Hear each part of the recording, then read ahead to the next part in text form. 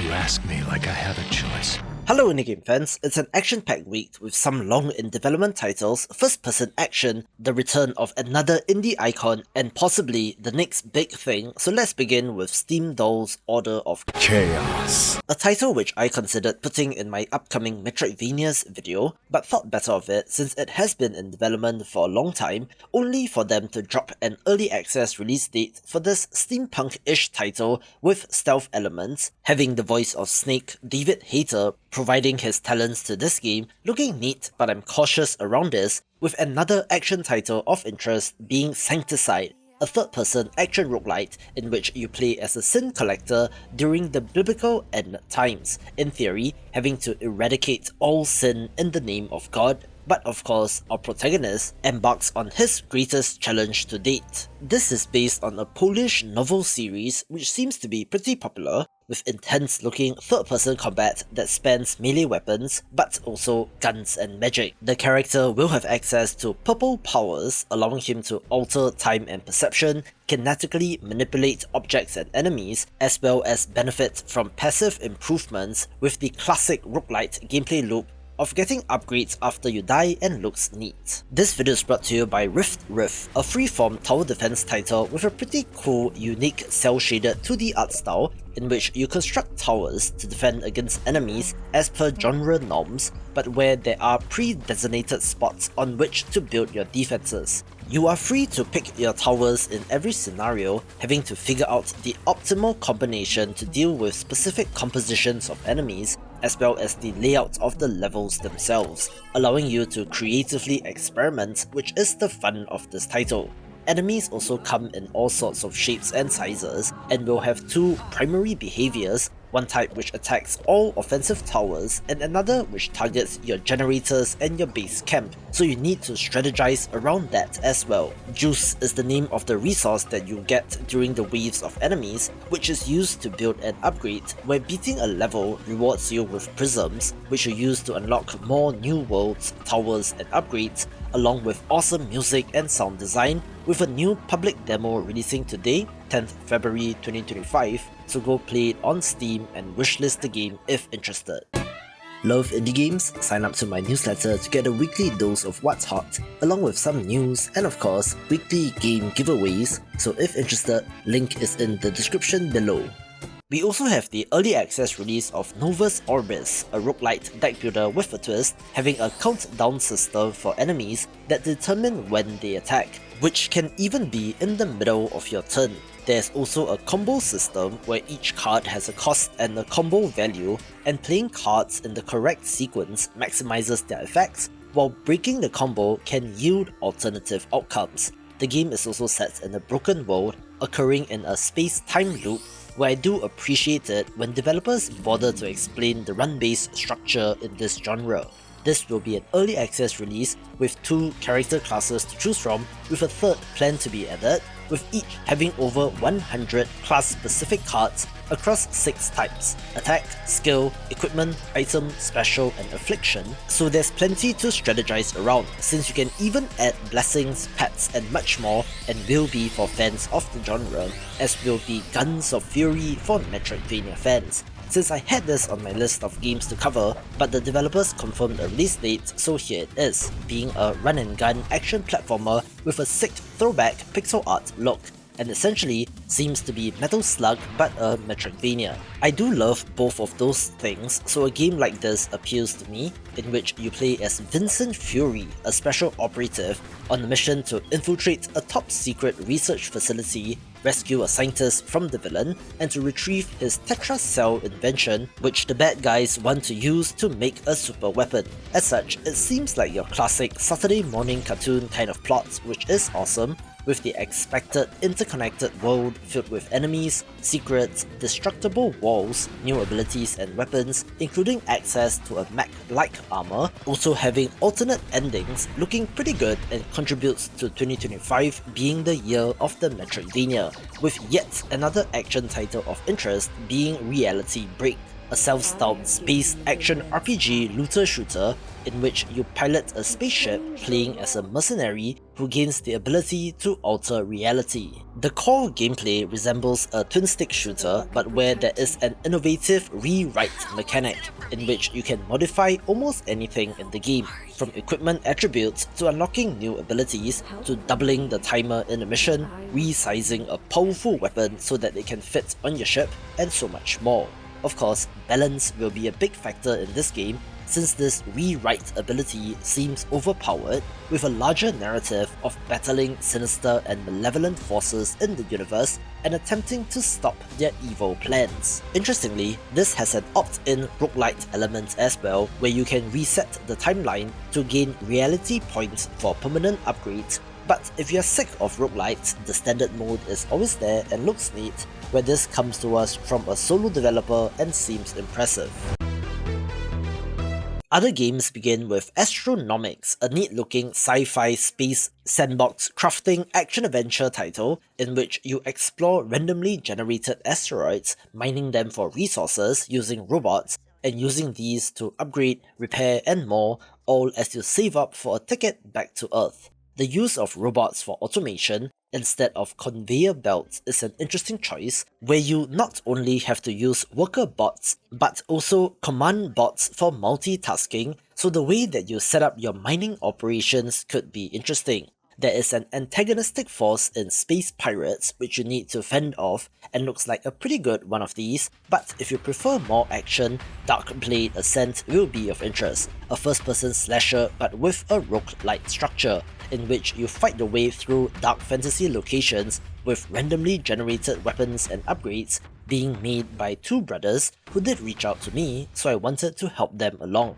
There will be a variety of classes to choose from, each with distinct talent trees and abilities, including fire and lightning magic on top of your melee attacks, with of course permanent progression and a talent tree which carries over from run to run. But this is pretty much all gameplay, with no mention of story at all, but that is not such a big problem considering the space they are in. But back to strategy titles with Dawnfolk, a neat looking minimalist city builder with a survival element, in which you are constructing a village and rebuilding your realm, pushing back the darkness and to protect your people from the oppressive shadow, which does take the form of shadowy creatures which you end up battling. The game emphasizes strategic planning and resource management, requiring you to construct and upgrade building as well as manage your settlers, with unique mini-games to add in some extra variety. Your choices directly impact the development of your village and the well-being of its inhabitants, leading to various possible outcomes, and thus remind me of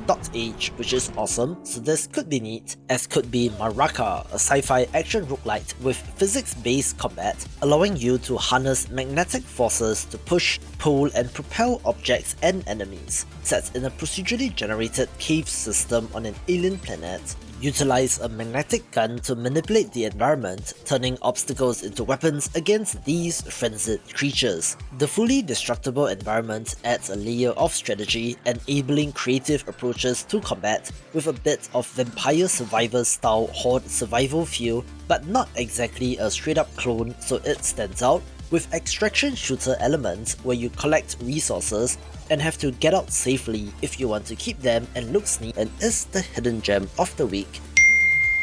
as is the case with Mayhemers as well. A title that has blank, white, nondescript character models that does remind me of Human Fall Flat, but does have a multiplayer focus instead, pitting the Mayhemers against the Guardians in a world of Chaos. Mayhemers aim to cause destruction to earn Chaos. points, starting fires and beating up people, and having to get to the escape area once they have enough points, where the Guardians must stop them instead, catching and imprisoning the members of the other team with a variety of items and weapons to add to the fun, along with procedurally generated environments to keep the experience fresh, although the concern with multiplayer focused titles will always be player population, which will not be the case for Metal Suit's Counter-Attack, a single-player only pixel art action platformer in which you play as an old and sick war hero whose nursing spaceship was blown up by aliens, causing him to lose his dog, but is now reborn in a cyborg body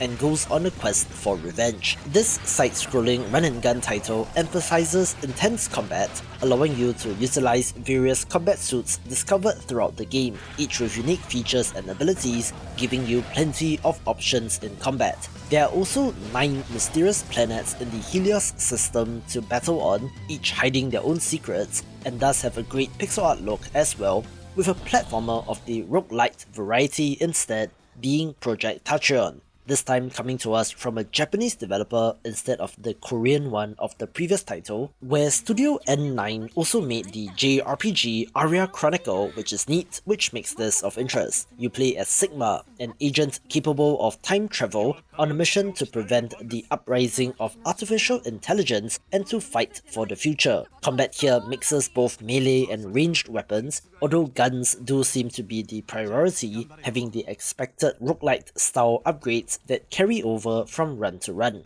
This has 130 powerful genes in 9 different categories to choose from, which means plenty of ways to customize your character, and unlike some other roguelites in this list, does have a story and a narrative to tell, with our main character's ability to retain memories through time travel being critical, and has a fantastic look as well, as expected from this developer, where Towers and Goblins The Last Stand has a very different kind of art style, going for pixel art instead, and was last seen in my video on upcoming tower defense games. This might have more RTS leanings since you are building a base and also recruiting troops to defend against waves of goblins, making use of the geography and terrain to maximize damage while minimizing losses. There is a whole resource gathering aspect of wood, food and stone used in the construction of more buildings, upgrading existing ones or training more troops, where I'm interested in the structure of the game, whether it is about surviving for as long as possible, or if you eventually have to take the fight to the enemy base, with a very different kind of game being Weirdo, a black and white manga-style visual novel set in a high school where you play as an ambitious yet ordinary student with a troubled family background who might or might not be the villain of the story. From the art style and look, it sure looks like a horror manga where the protagonist is determined to complete his quote-unquote experiments before the end of his time in high school, featuring 4 major chapters and over 100,000 word script, more than 20 characters, 100 choices, 4 main endings and 2 hidden ones, and looks like it's for fans of the genre, with this drawing upon a Chinese manhwa series of short stories named Parallel, and will have some returning characters from their other games, with another spooky visual novel being Urban Myth Dissolution Center, one of the most anticipated titles of the week, where you play as a new recruit at an organization specializing in investigating urban legends and supernatural occurrences. This has adventure and mystery elements requiring you to collect evidence, analyze social media posts, and interact with various characters to unravel the truth behind each case, where the center director is a psychic, so it has that thriller anime kind of vibe to the game. There is an episodic structure as you tackle one case after the next, with I believe all of these being linked in some way as part of the grander story, having a sick pixel art look as well. And if you love internet creepypasta, this will be your gem, but going all the way over to the other end in terms of vibes is After Love EP, the 3rd visual novel adventure game in a row, which is not typical of this channel, but that's just how the cards fell this week, having a deeply personal story behind it that might just bring you to tears. This was the work of Indonesian developer Fahmi, who also made Coffee Talk, beloved in the game dev community, who sadly passed away in 2022 at way too young an age, with the rest of the team soldiering on to complete this title. Set in modern-day Jakarta, this blends visual novel, narrative adventure and rhythm game elements together to tell an equally heart-wrenching tale of a young musician grappling with the death of his girlfriend. He has been stuck in limbo for more than a year, neglecting his music, relationships and even his own mental health, while hearing his girlfriend's voice in his head, but he now has a month to get it together. Since his band has a big show coming up, and has to deliver new songs or they would have to move on without him. Over 28 days, your choices will shape his journey as he interacts with friends, explores the city, and works on his music with side-scrolling exploration, meaningful narrative conversations, and even rhythm game style segments when he jams with the band, with multiple story paths and endings to discover, along with one of the prettiest art styles that I have come across. This one's for indie game developers. The free indie game marketing resources are ready, so sign up via the link in the description below to get it in your mailbox. Legacy Steel and Sorcery is a PvPvE extraction RPG that looks and plays like a third-person action RPG, but where your loot is on the line every time you venture out. Yes, this takes that extraction shooter gameplay loop, but applies it in a fantasy setting where you can team up with up to 2 other players to go on a quest to slay dangerous monsters, but have to watch out for other players who might be lurking in the shadows waiting for an opportunity to strike. Combat is built from the ground up for PvP with responsive dodge, block, sprint, attack and cast, with the early access launch having 4 classes to choose from in Warrior, Hunter, Rogue and Priest, each with unique abilities, like the Warrior being able to smash through walls. In between expeditions, you can retreat to the safety behind the walls of the city, interacting with vendors, completing quests, managing your inventory, crafting and upgrading your private room at the inn so that you will be better prepared for the next adventure. With this having a huge amount of hype behind it, so let's see if they will manage to nail it with another title that is pretty much a sure bet, being Mind Over Magic as well, a Magic Academy colony sim title which is launching out of early access. The existing academy is cursed, so while you build up the school and train powerful mages, you also have to send expeditions into the Underschool, a mysterious underground dungeon beneath the academy teeming with monsters. As such, this combines the tycoon game building elements of having to place every piece of furniture, light and decoration in the school itself, with managing timetables and schedules for the students, assigning teachers to tasks and more, with the almost JRPG style turn-based combat in the dungeons, where there's a huge appetite for this kind of game and setting, so I expect the 1.0 release to bring a lot of new eyes to this game and could possibly be one of the most popular games of the year, as would be the case for this next title, which after a little bit of a delay sees the release of this rage platformer with a twist, since the developer swapped out the pixel art of the first game for a sweet 2.5D look and also added combat to Jump King Quest. Yes, you are still attempting to make your way up to get the hot babe at the top, but this time in the end times, having to battle enemies and other players along the way, where there is no game over screen, but the punishment is falling down, losing possibly hours of progress, looking to be equally frustrating and challenging. Watch this video for more upcoming action platformers.